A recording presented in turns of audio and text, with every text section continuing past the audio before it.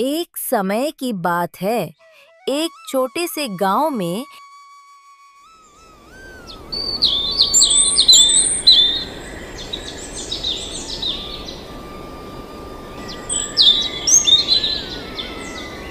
नेहा नाम की लड़की अपनी माँ और छोटा भाई कृष्णा के साथ रहती थी। नेहा एक मासूम और नेक दिल बच्ची थी, लेकिन उसकी माँ हमेशा बीमार रहती थी और उसका भाई अभी बहुत छोटा था। इसलिए नेहा ही जैसे तैसे करके जंगल से लकड़ियाँ काटकर अपने परिवार का खर्च उठाती थी। तभी नेहा बोलती है कि कृष्णा, तुम यहीं रुको, माँ का ध्यान रखना। मैं जंगल से लकड़ियाँ लेकर आती हूँ।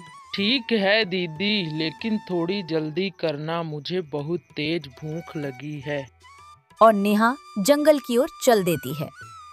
लेकिन तभी अचानक झाड़ियों के पास कुछ चमकता है और नेहा उसके पास जाकर देखती है। अरे ये क्या, कितना चमचमा रहा है। अगर सच में ये सोने के सिक्के हुए तो इसमें माँ की दवा और भाई की किताब आ सकती है। और जैसा ही नेहा सिक्का उठती है, वैसे ही उसके पीछे से शेर आ जाता है और डर के मारे नेहा के हाथ से सिक्का गिर जाता है। तू ये सिक्का की जंगल से नहीं ले जा सकती। मैं इसकी रक्षा कर रहा हूँ। ये जंगल की संपत्ति है। लेकिन मैंने तो इसे जरूरत के लिए लिया था। अगर ये आपका है तो मैं इसे नहीं लूंगी।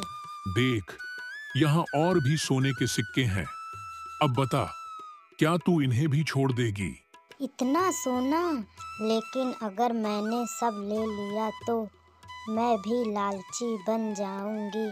मुझे सिर्फ उतना ही चाहिए जितना मेरी जरूरत है। शाबाश बच्ची, तूने साबित कर दिया कि इंसानियत और संतोष ही असली दौलत है। यह जंगल हमेशा तेरी ईमानदारी याद रखेगी और मैं तुझे आशीर्वाद देता हूँ कि तुम और तेरा परिवार हमेशा खुश रहे। और शेर ने नेहा की ईमानदारी से खुश होकर नेहा को आधा सोना दे दिया और नेहा वहां से चली आती है, कुछ सिक्के बाजार में बेच के माँ के लिए दवाई और भाई के लिए किताबें खरीदी। नेहा को देखकर माँ बहुत खुश हो जाती है। वाह मेरी बच्ची, मुझे तुझ पर नाज है। और नेहा की ईमानदारी की बात पूरे गांव में फैल गई और गांव वाले उसकी तारीफ करने लगे। इस कहानी से हमें यह सीख मिलती है कि लालच अंधा बना देता है, जबकि संतोष और सादगी ही जीवन की असली दौलत होती है। कृपया लाइक, शेयर और सब्सक्राइब करें। देखने के लिए धन्यवाद।